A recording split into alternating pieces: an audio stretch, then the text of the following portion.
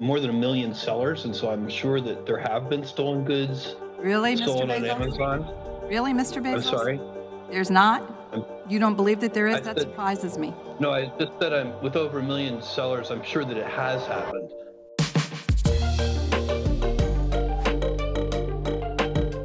I will tell you, a former Amazon employee in third-party sales and recruitment told this committee, quote, "There's a rule, but there's nobody enforcing or spot checking. They just say, don't help yourself to the data. It's a candy shop. Everyone can have access to anything they want."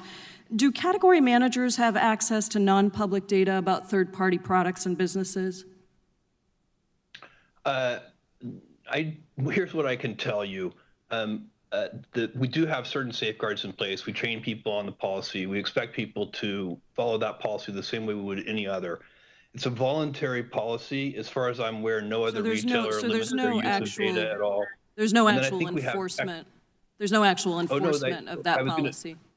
So it's voluntary and there's no actual enforcement. So maybe that answers my... Sorry. No, I think I may have misspoke. I'm trying to say that the fact that we have such a policy is voluntary. I think no other retailer even has such a policy.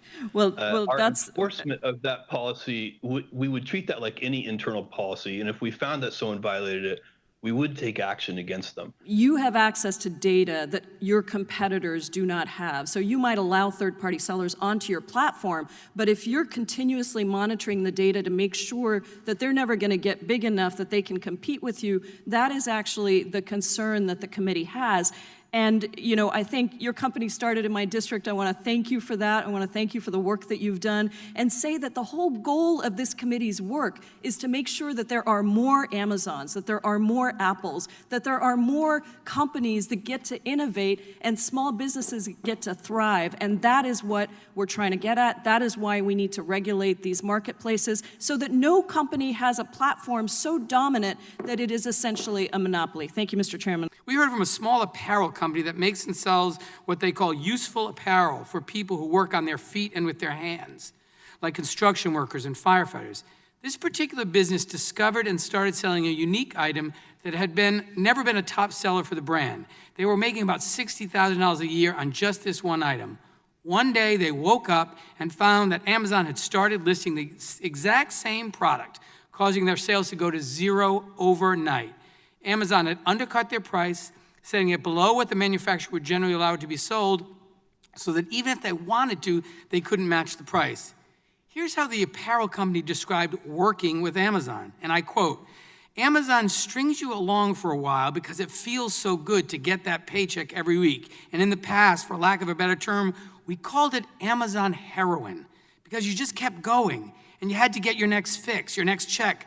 But at the end of the day, you find out that this person who was seemingly benefiting you, making you feel good, was just ultimately going to be your downfall," end quote. So, Mr. Bezos, this is one of your partners. Why on earth would they compare your company to a drug dealer? Sir, I have great respect for you in this committee, but I completely disagree with that characterization. What we have done is create in the store a place. If you go back in time, we sold only our own inventory. It was a very controversial decision inside the company to invite third-party sellers to come into what is really our most valuable retail real estate, our product detail pages. We did that because we were convinced that it would be better for the consumer. It would be better for the customer Bezos, to have all of that selection. And I think we were right, and I think it's worked out well. Reclaiming my time. Unfortunately, this is one of reclaiming my time, Mr. Bezos. This is one of many small companies that have told us during this year-long investigation that they were mistreated, abused, and tossed aside by Amazon.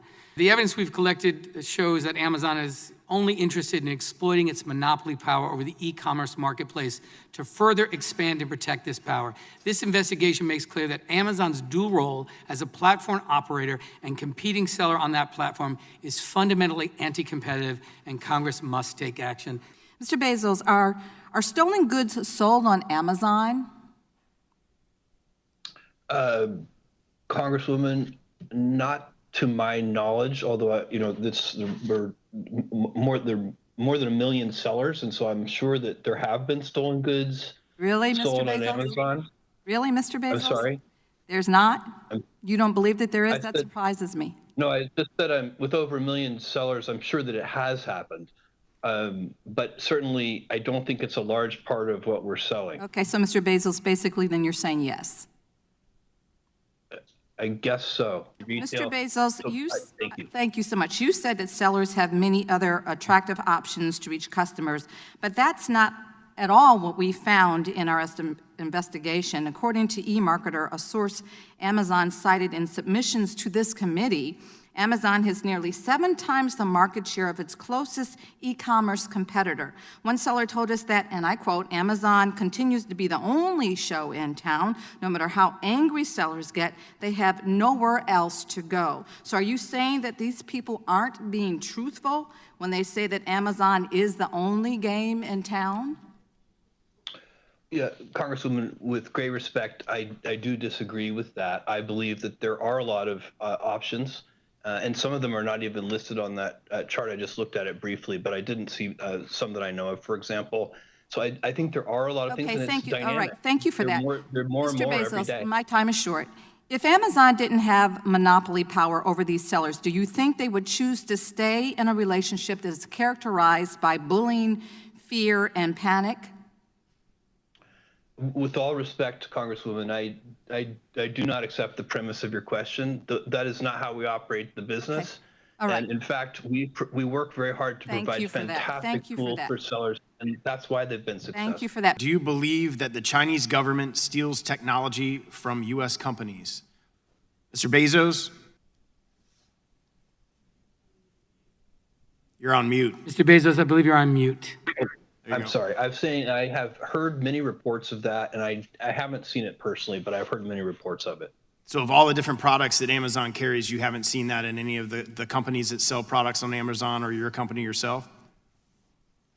Oh, well, certainly there are knockoff products, if that's what you mean, and there are counterfeit products and all of that. But the Chinese, if the answer is the Chinese government stealing technology, that's the thing I've read reports of, but don't have personal experience with.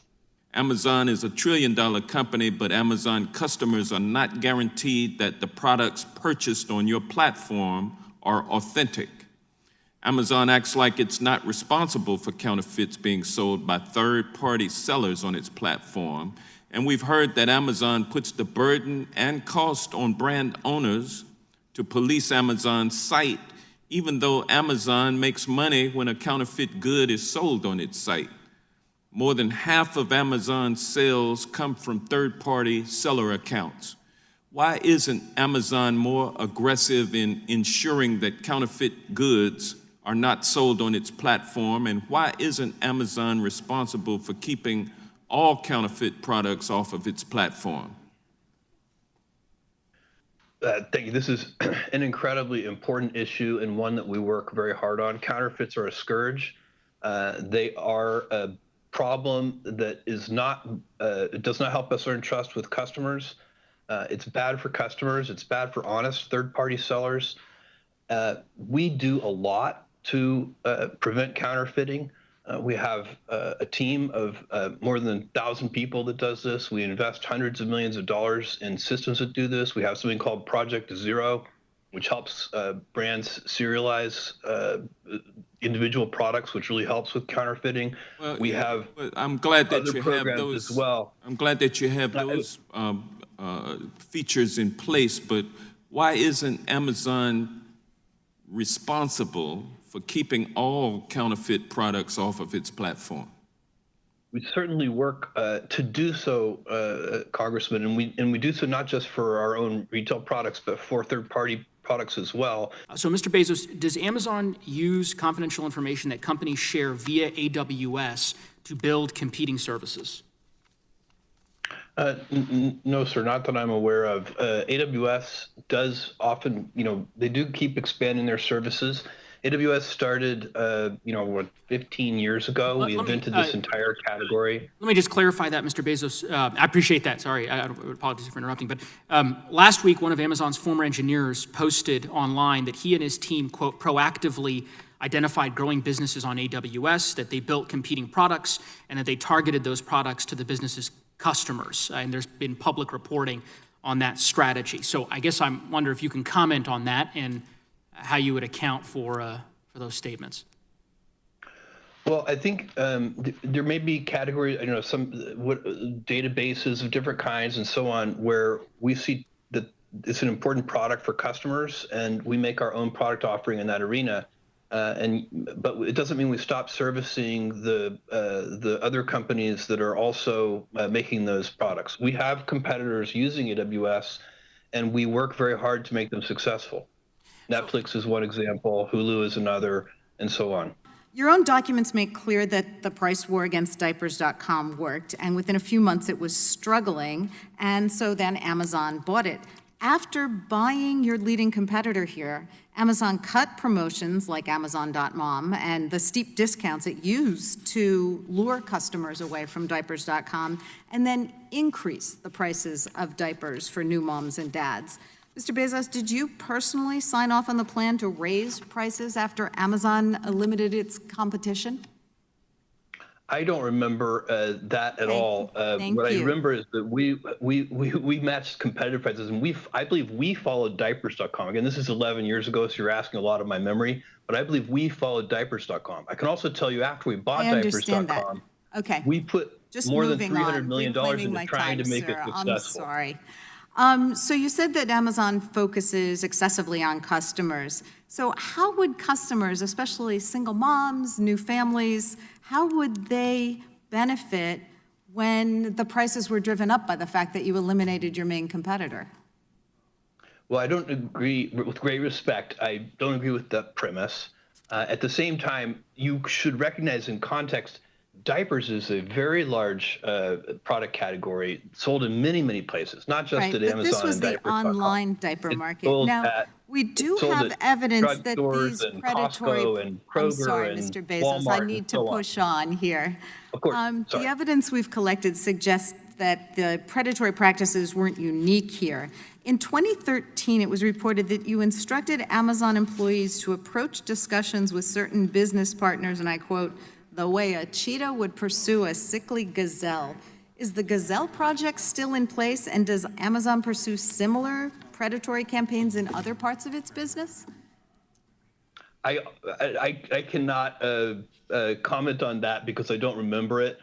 What I can tell you is that we are very, very focused on the customer, as you started. Okay. And of Well, course, that I'm does concerned include with the bargaining very customers hard as with well, vendors and especially suppliers the to get the lowest families in my prices so that we can offer I'm those sorry, to Mr. customers. Bezos, well, I'm almost out of time. I'm concerned too, because especially with the current pandemic, one of the biggest needs I'm seeing at the food drives and the giveaways that we're having to run in my district is that families don't have diapers, and we have to collect them to give them out. So it certainly is something that has a really hard impact on families, and I'm really concerned that pricing might have been driven up here by this tactic, and I yield back.